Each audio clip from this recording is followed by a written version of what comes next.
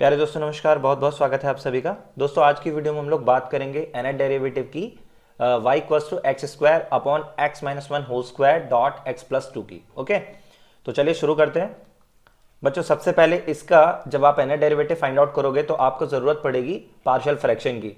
तो सबसे पहले आपको ये जो टर्म्स दिए हुए हैं आपको इन्हें डिकम्पोज करना पड़ेगा पार्शियल फ्रैक्शन में, देन आप इसका nth डेरिवेटिव फाइंड आउट करोगे। तो अभी हम क्या करेंगे, सबसे पहले इसको डिकम्पोज करेंगे। तो हमें दिया हुआ है एक्स स्क्वायर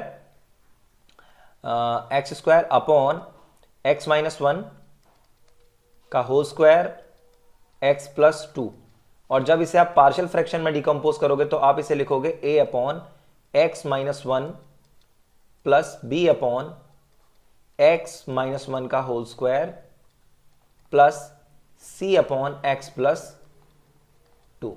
ठीक है, अब आपको क्या करना होगा, अब आपको करना ये है कि अब आपको इसको सॉल्व करना है थोड़ा सा। तो सॉल्व करने के लिए हम लोग क्या करेंगे, एलशियम लेंगे। तो x माइनस वन का whole square dot x plus two, ये हो गया आपका एलशियम। देन आपको करना क्या होगा, यहां पे देखिए x माइनस वन से आपका x माइनस वन टाइम्स एक बार ये कैंसिल हो जाएगा, एक x माइनस वन यहां आ जाएगा और एक x प्लस टू यहां पे आ जाएगा।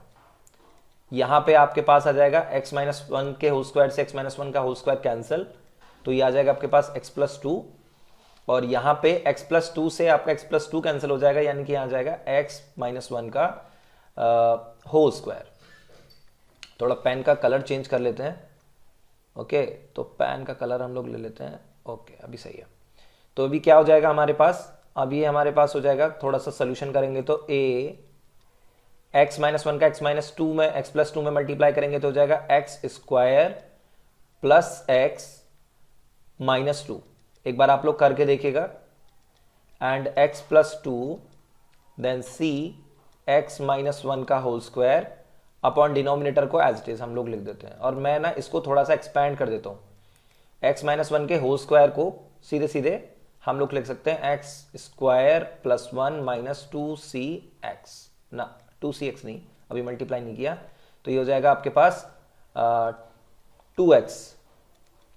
तो अब आगे बढ़ेंगे तो क्या हो जाएगा, मल्टीप्लाई कर देते हैं ए की अंदर ब्रैकेट में, तो हो जाएगा A X square plus A X minus two A plus B X plus two B plus C X square plus C minus two C X, और डिनोमिनेटर आपका एज इट इज आप इसके साथ में लेके चल रहे हो।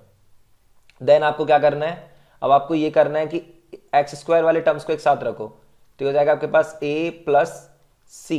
दो टर्म्स है मेरे पास में, जहां पे मैंने क्या किया है, दोनों को रखा हुआ है साथ में, मतलब x और c को मैंने साथ में रखा हुआ है। तो यहां पे हम लोग क्या करने वाले हैं, देखिए ये थोड़ा सा स्लाइड का मिस्टेक है, तो उसके लिए थोड़ा सा मैनेज करना पड़ेगा अभी।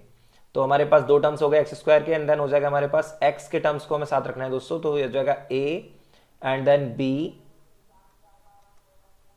एंड देन c वाला, तो हो जाएगा माइनस टू सी।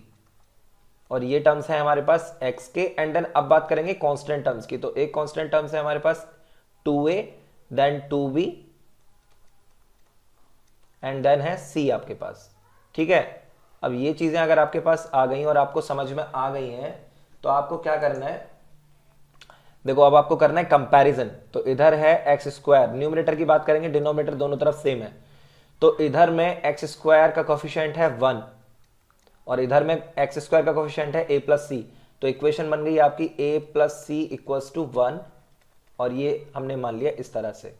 देन हमारे पास बना a plus B minus two C equals to 0, क्योंकि ध्यान से देखो यार, इधर ना x है पर इधर में ना डिनोमिनेटर में आपके पास x नहीं है, तो उसके कोफिशिएंट हो जाएंगे 0।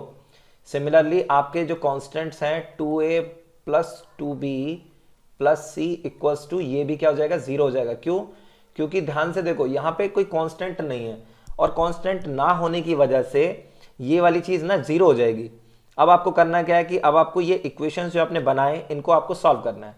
तो मैं तो कर रहा हूं यार जल्दी से रेडीमेड तरीके से ना, आपको सॉल्व करने आना चाहिए इनको।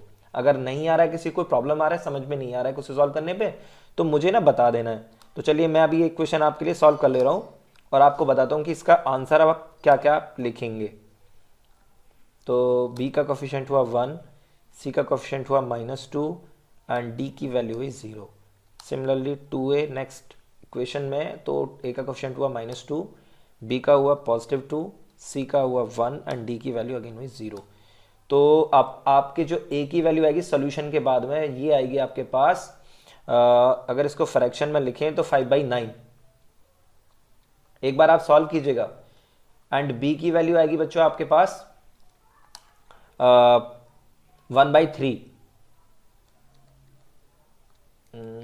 इट्स 1/3 एंड c की वैल्यू आपके पास में आएगी 4/9। ठीक है, एक बार सॉल्व कर लीजिएगा आप लोग भी। तो ये आ गए आपके पास a b c के वैल्यू। तो अब आप x² x-1 का होल स्क्वायर अपॉन x+2, ये तो दोनों डिनोमिनेटर में है ना, तो इनको अब आप ऐसे लिख सकते हो 5/9 x-1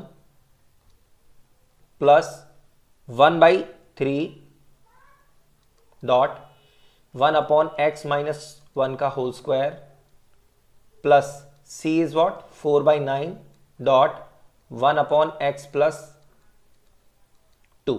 ठीक है, तो अब हमें इसका nth डेरिवेटिव लिखना है, और इसका nth डेरिवेटिव लिखने के लिए हम लोग एक रेडीमेड आइडेंटिटी का यूज करेंगे, और वो रेडीमेड आइडेंटिटी क्या है वो भी देख लेते हैं अब। ठीक, ये y की वैल्यू है, और अगर मैं y का nth डेरिवेटिव लिखता हूं सीधे, तो मुझे यूज करना होगा कौन सी identity, y equals to 1 upon ax+b। और जब हम ये करते हैं तो हमारे पास में जो हमारा nth डेरिवेटिव आता है वो आता है yn equals to -1 raise to power n dot n factorial dot a raise to power n upon ax+b की पावर n+1। अब ध्यान से रखना, यहां पे जो पावर है बस वो ऐड हो गई है इनके साथ में। ठीक है, तो अब आपको वैसे ही लिखना है। देखो यहां पे a नहीं है, x का कोई कॉफिशिएंट नहीं है, तो यहां न्यूमरेटर में a की पावर n है ना, ये वाला पार्ट हमें नहीं मिलेगा, बाकी सब कुछ मिलेगा। तो हो जाएगा आपके पास -1 raise to power n dot n factorial upon ये हो जाएगा x-1 की पावर n+1 प्लस 1/3 एंड 1/3 के बाद में ये हो जाएगा dot 1 upon -1 raise to power n dot n factorial. Again आपके पास में x का कोई कॉफिशिएंट नहीं है, तो a की पावर n वाला पार्ट आपको नहीं मिलेगा, बट ये क्या हो जाएगा x-1 raise to power n+2 plus 4/9 dot 1 upon x+2 raise to power n+1। Correct है, एंड ये हो गया आपके पास -1 raise to power n dot n factorial. ठीक है, तो ये है यार इसका nth डेरिवेटिव। इसको थोड़ा और शॉर्ट करके लिख सकते हैं, बट मैं नहीं समझता कि उसकी कोई ज़रूरत है। और अगर आप इसको सॉल्व करेंगे और आपको लगता है कि कहीं पे कुछ स्टेप्स ऐसे हैं जिनको और ज़्यादा सॉल्व करके हम लिख सकते थे, या इसको और आगे ले जाने की ज़रूरत है, तो आप मुझे कमेंट करके बता सकते हो। ठीक है, तो अभी फिलहाल इस वीडियो में इतना ही।